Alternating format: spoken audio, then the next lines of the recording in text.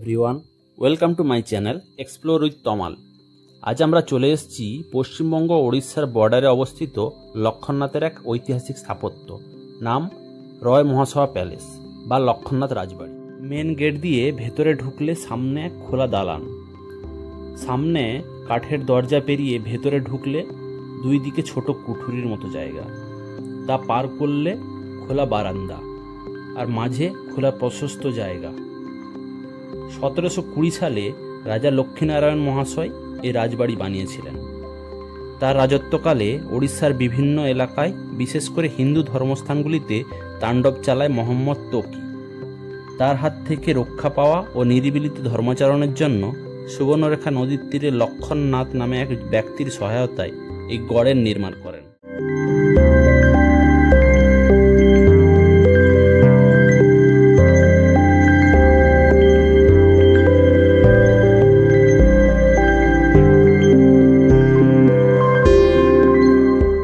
এইদিকে রয়েছে কুলদেবী শ্যামা সুন্দরীর বিশাল মন্দির, সাথে অবস্থান করছেন রাধাকৃষ্ণ। পাশে রয়েছে রাসমঞ্চ। মন্দির খুবই সুন্দর কারুকার্য করা।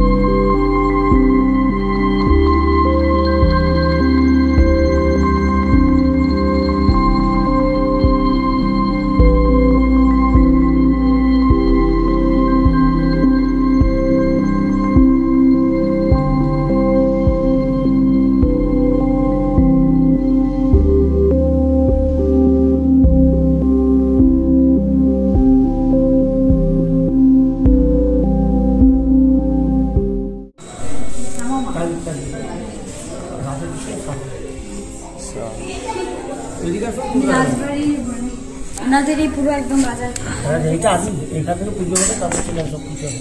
এখানে বলি হবে, সেখানে বলি হবে, সেখানে আসবে সব পাল্টে হবে। বলিটা কবে না? আজকে হয়ে গেছে একটা, আবার কালকে হবে, রাত্রে হবে। নবমীতে না প্রতিদিন পুজো বলি হয়? প্রতিদিন বলি হয়। আচ্ছা, কত বছরের পুরনো? বহুদিন আগে মই বলি, বহু পুরানো। এই যে এটি বলির জায়গা, এখনো বলির তাজা রক্ত ছড়িয়ে ছিটিয়ে পড়ে আছে। কথা বলে জানলাম এই শ্যামা মায়ের হাত সলিড গোল্ডের, টোটাল প্রায় 120 কেজি সোনা আছে মন্দিরে। এই যে এটি রাসমঞ্চ, এর উপরও সুন্দর কারুকার্য করা আছে। এর উপর শাল খোদাই করা 1307 বঙ্গাব্দ, মানে প্রায় 125 বছর পুরনো এটি। এখন চলে এসেছি মন্দিরের পেছনের অংশে। এখানে মন্দিরের স্টোর রুম আর রান্নার জায়গা। এইদিকে অন্দরমহলে যাওয়ার রাস্তা। মহিলারা অন্দরমহল থেকে সরাসরি মন্দিরে আসতেন এই রাস্তা ধরে।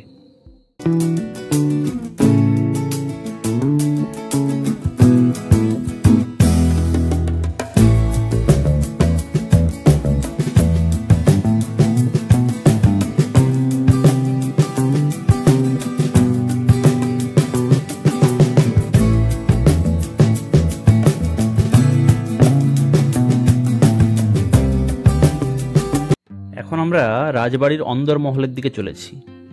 এখানে মোট 4টি উঠান, এখানে মোট 48টি ঘর রয়েছে, আর আছে 158টি জানলা এবং 110টি দরজা।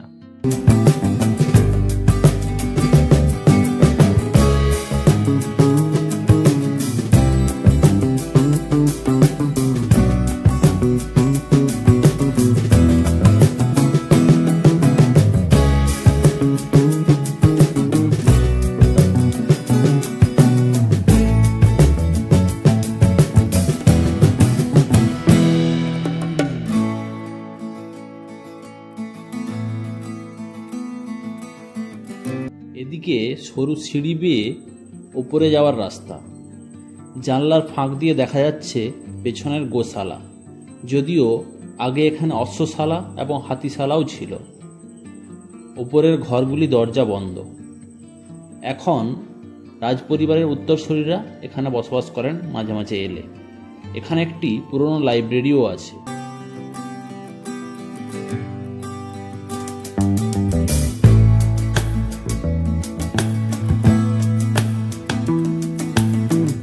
প্যালেসের সামনের অংশে আছে একটি পোস্ট অফিস, নাম লক্ষণনাথ সাব পোস্ট অফিস। আর পাশে রাখা রয়েছে ভগবানের এনক্রিপ্টেড পাথর, যা এই গড় তৈরির সময় খোদাই করা হয়েছিল বলে মনে করা হয়। এখানে একটি কোঅপারেটিভ ব্যাংকও আছে। এবার আমরা বেরিয়ে চললাম রাজবাড়ির পশ্চিমে অবস্থিত দুর্গা মণ্ডপের দিকে। এখানে দুর্গাপূজা প্রায় 518 বছরের পুরনো। 1508 সাল নাগাদ রামচন্দ্র ঘোষ সম্রাট হোসেন শাহের আমলে মহকুমা শাসকের দায়িত্ব পান, যিনি পরে মহাশয় উপাধি পান। তিনি এই পূজা চালু করেন।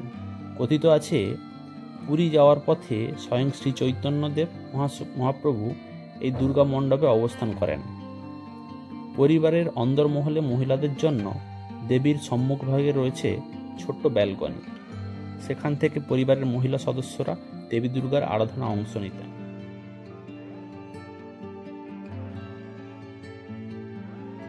রাজবাড়ির সামনে পূর্ব দিকে আছে সারিবদ্ধ 8টি শিব মন্দির, আর তার শেষে অন্নপূর্ণা মন্দির। এই মন্দিরগুলির পেছনে আছে একটি পুকুর। এখন পুজো উপলক্ষে এখানে মেলা বসে। তারই দোকানের সারি পুকুরের চারদিকে ঘিরে আছে।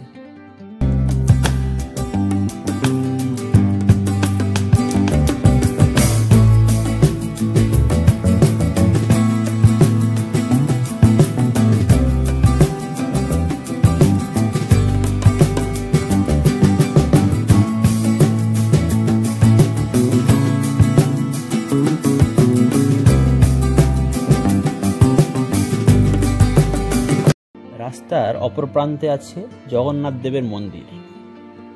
তারই এক পাশে রথের ঘর, আর অপর পাশে নহবতখানা, যদিও এখন তার জৌলুস হারিয়েছে। স্বাধীন ভারতে আজ রাজা নেই, নেই জমিদারও, তবে লক্ষণনাথের রাজবাড়ি এখনও তার স্মৃতি বয়ে নিয়ে চলেছে। উড়িষ্যা রাজ্যের অন্তর্গত হলেও এই রাজবাড়ির মধ্যে বাংলা সংস্কৃতির নিদর্শন নেই। আপনি যদি উড়িষ্যার বালেশ্বর বা পঞ্চলিঙ্গেশ্বর ভিজিট করছেন, তাহলে অবশ্যই এই জায়গাটিকে লিস্টে রাখতে পারেন। NH-60 থেকে ডিস্টেন্স মাত্র 3 কিলোমিটার, আর পাশের railway station Lakshmannath road station থেকে ডিস্টেন্স পড়বে 3.5 কিলোমিটারের মতো। আজ এই পর্যন্ত, আবার দেখা হচ্ছে পরের ভিডিওতে। Till then, stay safe, stay happy, bye bye everyone.